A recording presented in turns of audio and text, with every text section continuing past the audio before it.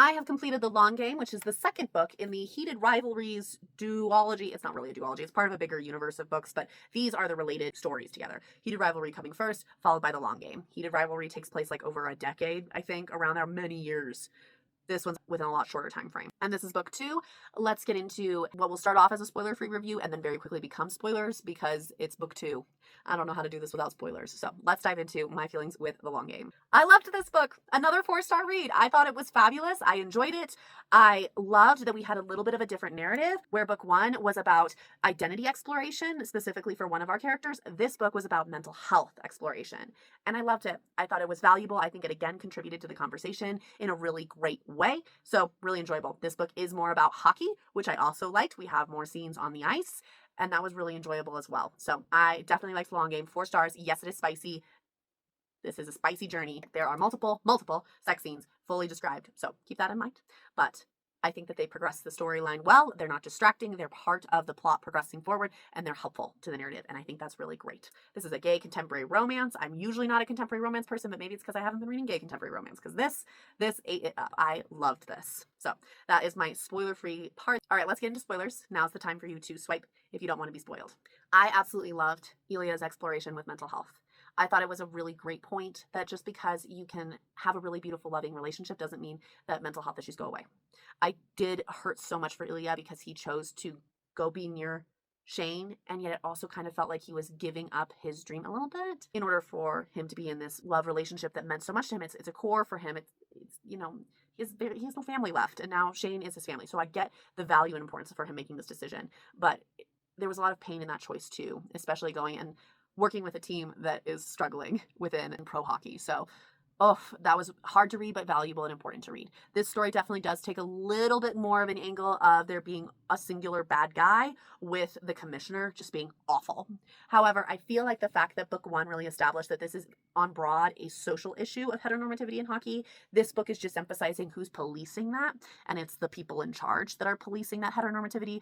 It worked. It worked as an extension of like this person, this commissioner is becoming a central issue, the primary attacking aggressor, but it's not just him. It's other people on the hockey team. It's the dismissiveness. It's the silence and the fears that come with all of that. So I think this book did a really good job on that front as well. I will say the part about this book that I think was the weakest was the airplane scene and it leading into the proposal. I still think it was beautiful. I still enjoyed it, but it was the first time in this story where I didn't feel like I was reading a story. I felt like it was the first time, instead of feeling like I was reading these individual stories, it was the first moment that I felt like I was reading something an author had made up. And I know book writing I know this story is made up, but there's times when you can really get into a book where you're just in the story and it feels like it's happening, it's real. Like that's the vibe that's created from a story. And at the airplane scene, it was the first time I went, oh, okay. This feels added intentionally to create a stressful moment for Ilya to confront very specific feelings in a way that didn't feel as real. It took me out just a little bit from the book, just a little bit where I was like, oh, right, this is written by a human author and this is made up, versus feeling like I was reading their story, like as if they were real people. So it was like, okay, all right, and we have to have a, plane malfunctioning situation. I feel like coming to realize your emotions for a lot of people is not going to involve that level of physical severe risk and, with imminent death as a possibility. So it pushed it shoved the narrative versus leading the narrative. It shoved it further, faster, so that they could get to both of them confronting their feelings about one another and pushing forward towards the proposal a little bit faster. So I also thought that it made, as a result, the proposal feel rushed. Despite the fact that these characters have been together for a decade, the proposal somehow felt rushed. It felt like a trauma response to the near plane accident. And I wasn't super a fan. I didn't hate it, but I was reading it and I was like, this feels like I'm being just guided to it, that this was going to, I don't know, it didn't vibe with me as much. I was hoping for it to be told a little bit differently, but it's not that I disliked it. I still really loved this story.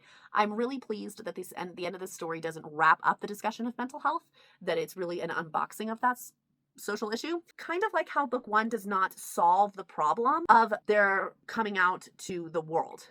This one is about coming out to themselves as being gay. There is no informing everyone that they are in a gay relationship. This book resolves that conflict. And then this book really opens up the mental health conversation, but it doesn't resolve it. So I'm really curious if book 3, which is supposed to come out next summer, and I'm really looking forward to it, Unrivaled, if this book is going to work towards potentially confronting more of that mental health conversation and working towards what resolution looks like.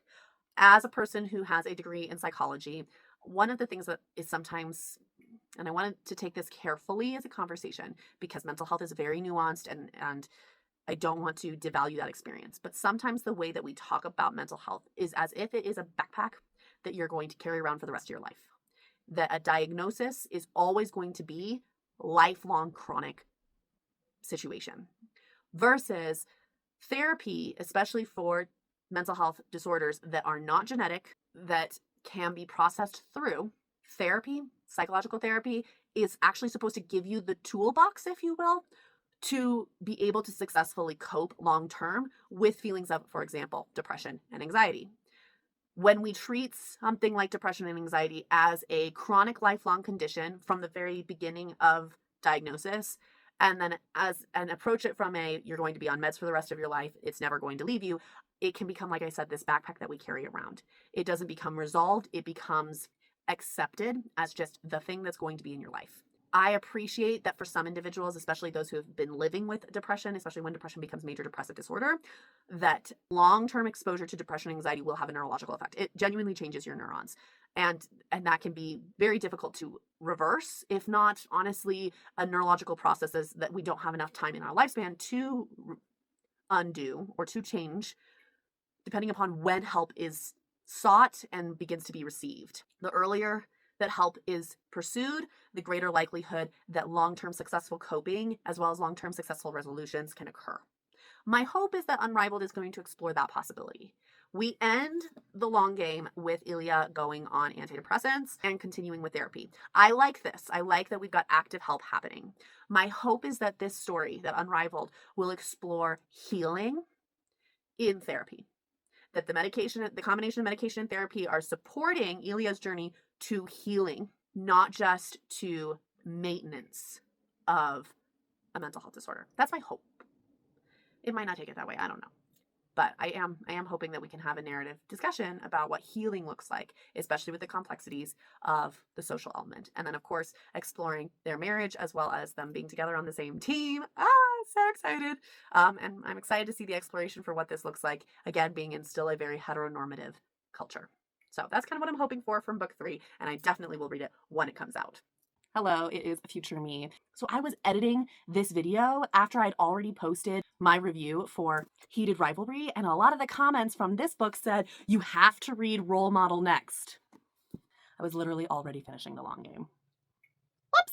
Oh well, it is what it is. Honestly, between book 1 and book 2, Heated Rivalry and the long game, I did not feel like I missed anything. I didn't have like a sense of, there's content in between here that I should have read. It really did flow smoothly, so I wasn't even aware that this book was a thing and that I should have put it in between Heated Rivalry and the long game. I had no idea about this book. So I did just get it, and I am going to read this. Not in the recommended order that everyone was saying I should read it in. A lot of people were saying start with Heated Rivalry, then go Role Model, then go the long game. Reason being is that although these are about different characters, these characters do show up in here.